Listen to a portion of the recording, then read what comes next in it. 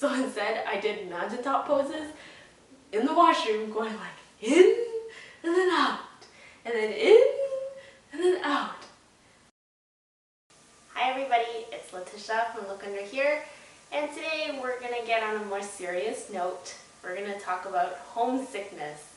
Aside from, the normal tips of you gotta go out and do something and you gotta make new friends, which will come to you, I have my top 10 tips for dealing with homesickness and anxiety. And I would love to hear if you guys have tips on your own homesickness or anxiety issues. So a little backstory about my anxiety. I suffer very mild anxiety. It runs in my family. I've always been a pretty high-strung person, and my first encounter with anxiety was when I was 7 years old and my mom went to Europe, and I think that was her first time leaving, and coincidentally at that very same time I got head lice. So my poor dad had to deal with me going through anxiety attacks. I couldn't understand how to vocalize my feelings and what was going on. I would just tell him I was scared, and because I couldn't point out what I was scared of, I would make up things to be scared of. I'd say I was scared of the fan, I was scared of the blanket.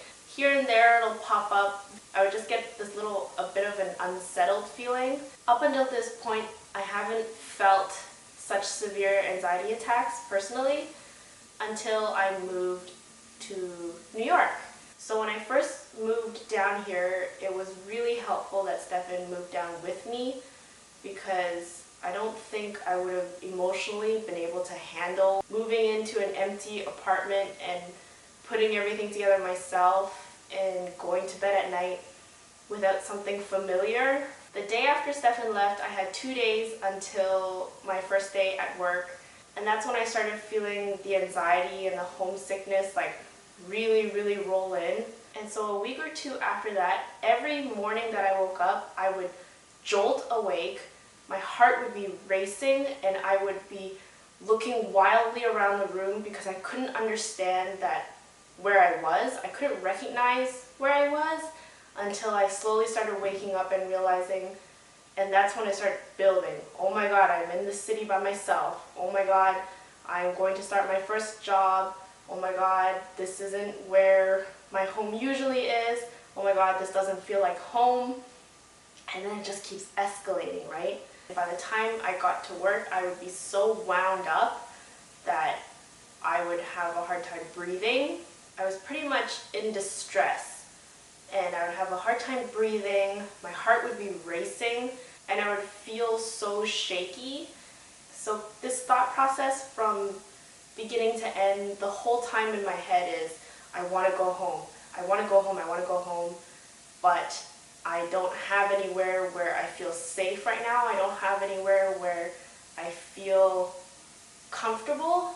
So that's the background coverage of my story and what was going on through my mind for the past couple of weeks. And here are the things that I found helpful to deal with my anxiety and to deal with that homesick feeling.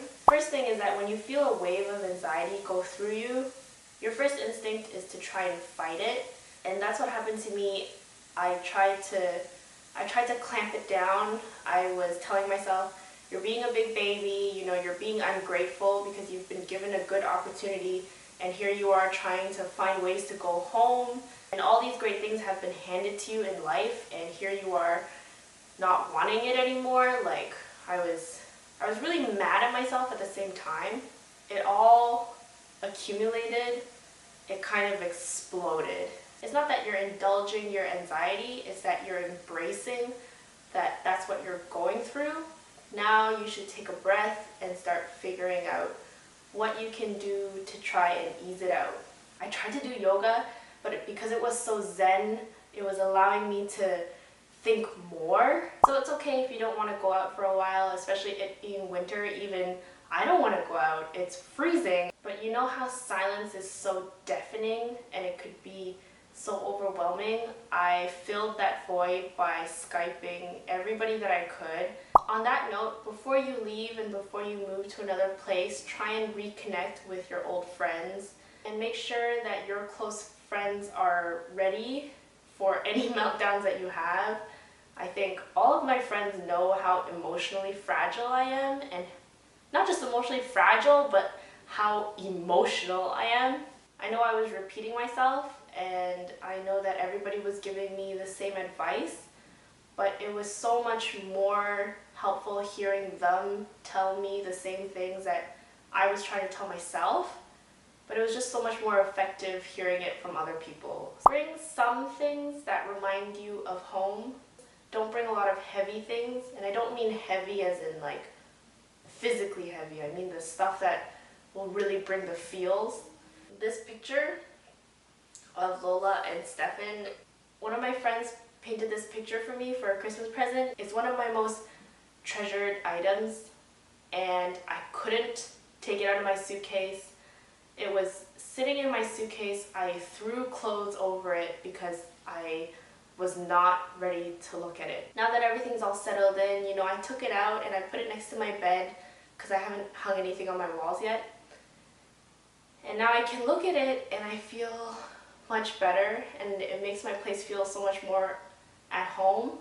But yeah, when you first move in, if you do have really sentimental things, don't take it out yet, I would say, because it could throw you into just a whirlwind.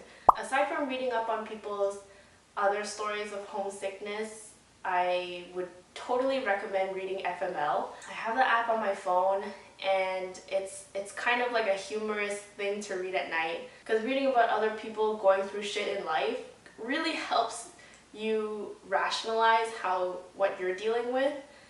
FML was like lighthearted reading before bed to distract me and to perk up my mood, but also reading up on people that move from one country to another, not knowing the language, you know, moving to start a new life and having to deal with much bigger struggles than what I'm going through was really helpful.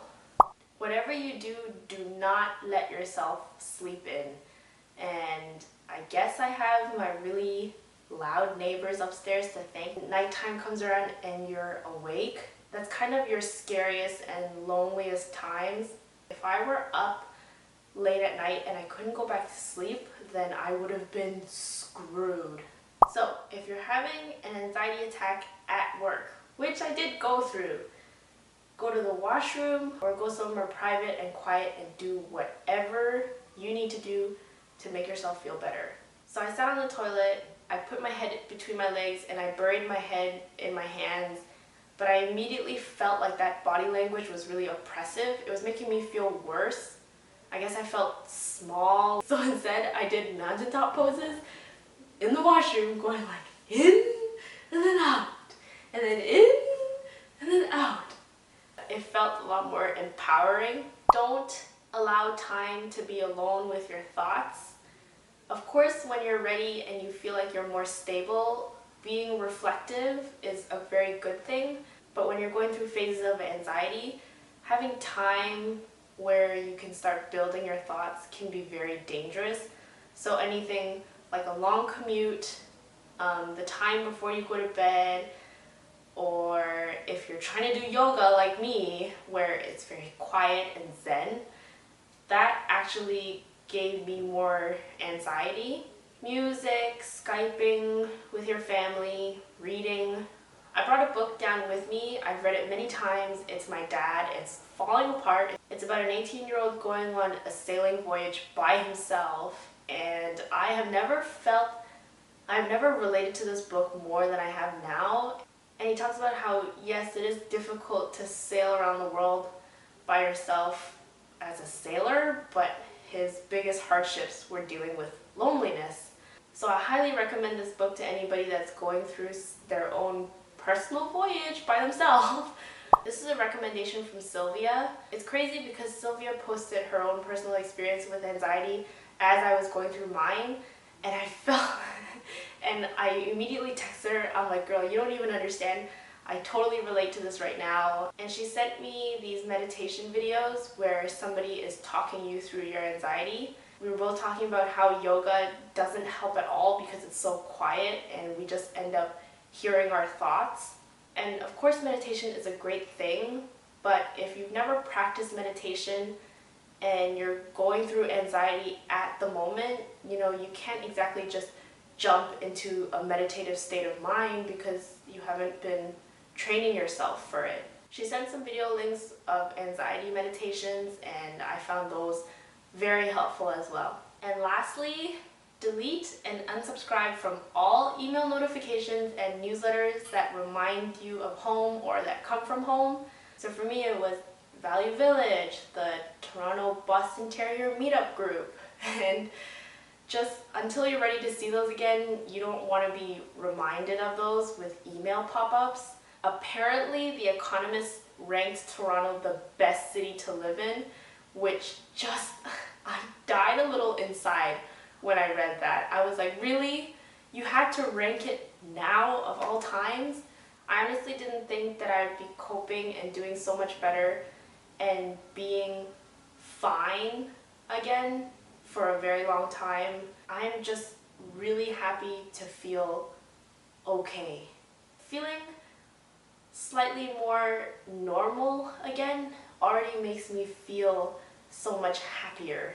It's kind of escalating on positivity that way, where I feel okay. I'm so happy to feel okay again. Oh, this is great. And it goes like that. I was reading this article where they're saying that society expects people to be mobile, they expect us to move, and they expect us to be okay with it, especially now that we have technology where it's so easy to communicate with others. But at the end of the day, it's just not the same as being within your own environment and being with the people that you love. So it's okay to feel the way you feel, and you can't just say that because there's Skype, things are a lot easier. You're not alone going through this, and YouTube is also a great place for us to meet as a community and talk to each other and go through things together. I have you guys to thank as well for getting me through this, and I hope that this video has helped somebody out there. I hope you guys enjoyed this video, and I will talk to you later. Bye! High school was really not for me. There were pretty much not a single course except for like graphic design, computer arts, and art was something that I enjoyed. I came across fashion communication